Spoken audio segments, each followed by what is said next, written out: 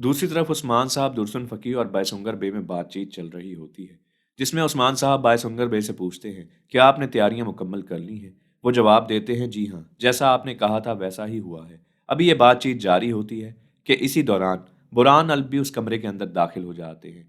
वो उस्मान साहब को बताते हैं कि मुझे सुल्तान मसूद के ठिकाने का इल्म हो चुका है। वो काला कोय के महल में मौजूद हैं। ये सुनकर उस्मान साहब कहते हैं, बहुत खूब, बिलाखिर हमें मालूम हो ही गया कि सुल्तान मसूद को कहाँ पर रखा है। लिहाजा अब हमें वहां जाकर उनको बचाना होगा। लेकिन वहां जाने से पहले हमें मुकम्मल तौर पर एहतियाती तदाबीर पर अमल करना होगा। दुरसुन फ़कीह उस्मान साहब से कहते हैं कि आप सुल्तान मसूद को बचाने के लिए तो जा रहे हैं, लेकिन अलाउद्दीन बे की जान भी तो खतरे में है, क्योंकि वो सुल्तान अलाउद्दीन के पास है। उस्मान साहब जवाबन कहते हैं कि अलाउद्दीन बे की जान आप बचाएंगे। दुरसुन फ़कीह कहते हैं कि आखिर मैं अकेला ये काम कैसे करूंगा। उस्मान साहब जवाबन कहते हैं कि आप अकेले नहीं, यहाँ पर एक और शख्स मौजूद है जो कि आपकी मदद करेगा। फिर वो बताते हैं कि तुरान अल्प सल्जूकी लिबास में होगा और सामिल अल्प ने आप तमाम तर लोगों पर नजर रखी होगी कि खुदा न खास्ता कोई मामला बिगड़ गया तो वो आपकी मदद के लिए हाजिर है। ये कहकर उस्मान साहब वहां से चले जाते हैं। जैसे ही उस्मान साहब जाते हैं तो दुरसुन फकी अपने बाजू में छुपा एक खंजर निकाल लेते हैं और कहते हैं कि आज हम कलम की मदद से नहीं बल्कि अपने हथियारों की मदद से लड़ेंगे। इतने में बेअंदर अपने गद्दार साथी को और बाकी सिपाहियों को लेकर उस कमरे में दाखिल हो जाता है और कहता है, उस्मान साहब, मुझे आपसे बात करनी है। वो देखता है उस्मान साहब वहां पर मौजूद ही नहीं है। फिर वो दुरसुन फकीह से पूछता है कि आप मुझे ये बताइए कि उस्मान साहब कहाँ हैं। दुरसुन फकीह जवाबन कहते हैं कि तुम मुझसे उस्मान साहब के बारे में क्यों पूछ रहे हो। बेअंदर कहता है कि आपको इस हवाले से फिक्रमंद होने की जरूरत नहीं। मैंने उस्मान साहब से किसी अहम मौजू पर बात करनी थी। चलो अभी नहीं तो मैं बाद में करूंगा, लेकिन मेरी उनकी बात होना बहुत जरूरी है।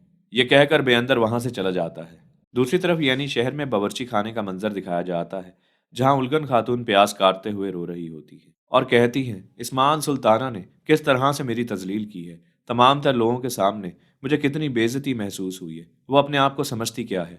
इतने में जेर कुताई भी दरवाज़ा खोलकर ये देख रहा होता है कि उलगन खातून रो रही है। ये देखकर जेर कुताई को बहुत तकलीफ हो रही होती है, क्योंकि जेर कुताई को ये मालूम नहीं होता कि उलगन खातून अपनी बेइज्जती पर नहीं बल्कि प्यास काटते हुए रो रही है। फिर जेर कुताई अपना रुमाल निकाल कर उलगन खातून को देता है और कहता है, अपने आंसू पोंछ लो, हम बहुत जल्द इस मान सुल्ताना से बदला लेंगे। उलगन खातून भी यही सोच रही होती है कि शायद जेर कुताई को ये लग रहा है कि इस मान सुल्ताना ने अपने बुरे रवैये की वजह से मेरे साथ जो अल्फाज इस्तेमाल किए हैं, मैं शायद उसकी वजह से रो रही हूँ, जबकि मैंने तो सिर्फ प्याज काटे हैं और मैं इस बात पर रो रही हूँ।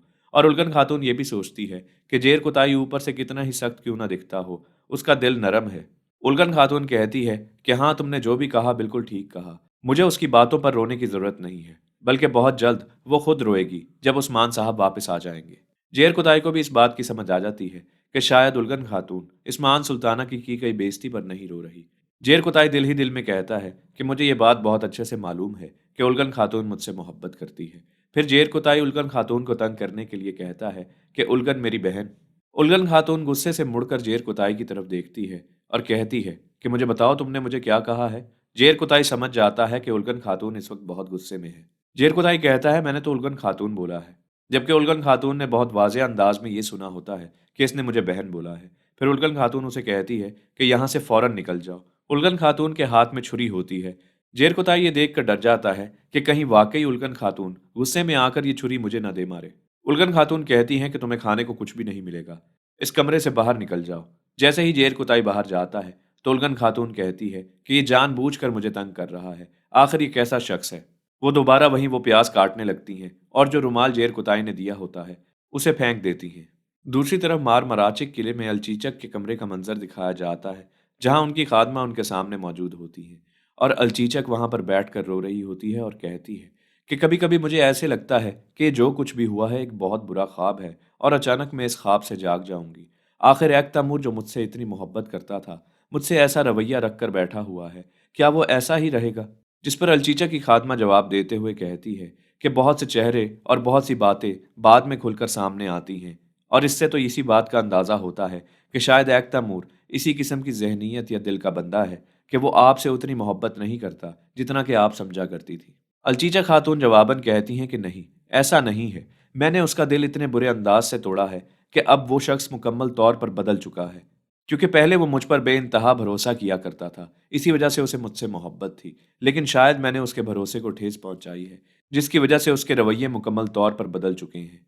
बेंजी खातून कमरे के बाहर कान लगाकर ये तमाम तर बातें सुन रही होती है और कहती है कि मेरी मासूम बेटी अलचीचक, तुम अभी भी उस शख्स के लिए रो रही हो और खुद पर इल्ज़ाम देती चली जा रही हो। अलचीचक अपनी खादमा इस्मा से कह रही होती है, वो मुझसे इतनी ज़्यादा मोहब्बत किया करता था, इसी वजह से जब उसका दिल टूटा है तो बहुत बुरे अंदाज से टूटा है। इस्मा जवाबन कहती है कि मुझे एक बात बताओ कि जो शख्स किसी से मोहब्बत करता हो और उसके बारे में तरह तरह की बातें हो रही हों, तो क्या वो शख्स उन बातों को होने देगा, उस पर खामोश रहेगा?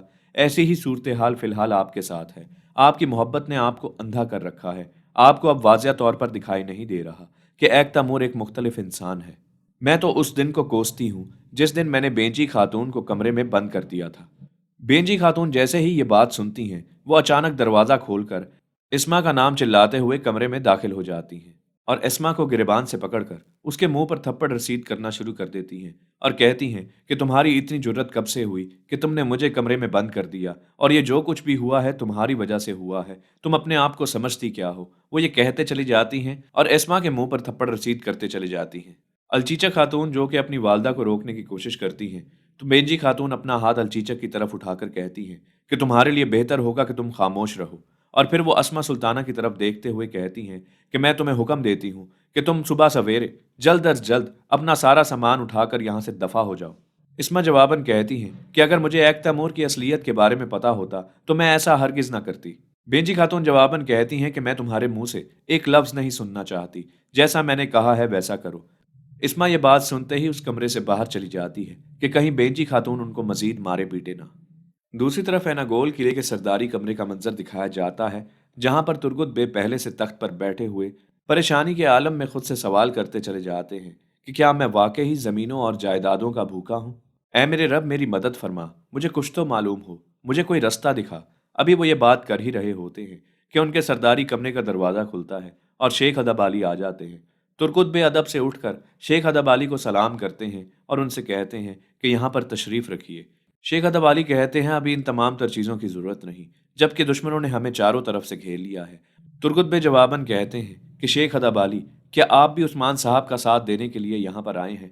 शेख अदब अली तुर्गुत बे से कहते हैं कि जो गिले शिकवे तुम हमसे कर रहे हो, गौर से सोचो कि क्या वो तुम्हें गिले शिकवे करने चाहिए कि नहीं, और ये भी अपने आप से पूछो कि तुम कसूरवार हो या हम कसूरवार हैं। और इस बारे में भी सोचने की कोशिश करो, क्या तुम्हें हम पर गुस्सा है या तुम्हें अपने आप पर गुस्सा है?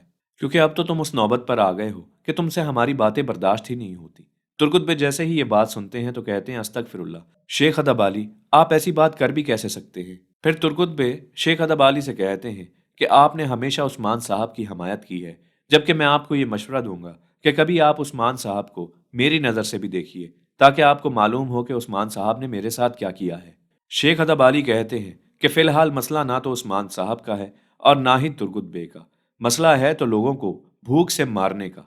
तुर्गुत बे हैरानी से शेख अदब अली की तरफ देख रहे होते हैं